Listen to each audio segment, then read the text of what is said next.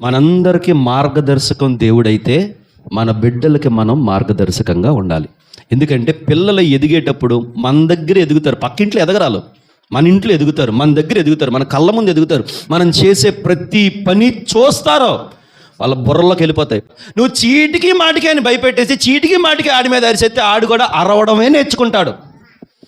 ఈరోజు మన పిల్లలు మనం అరిస్తే వెంటనే తిరిగి అరుస్తున్నారంటే అర్థం ఏంటో తెలుసా? ఎక్కడ నేర్చుకున్నావురా?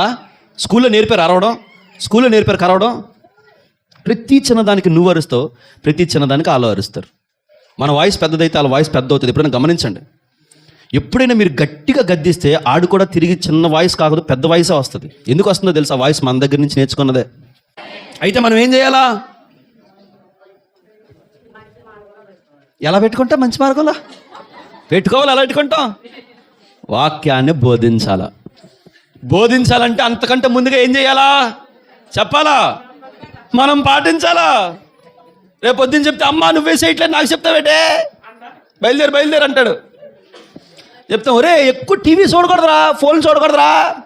అమ్మా నువ్వు మరి సాయంత్రం 6 నుంచి 9 వరకు 10 వరకు సీరియల్ చూస్తావు, తప్పు కదమ్మా చెప్తాడాడు.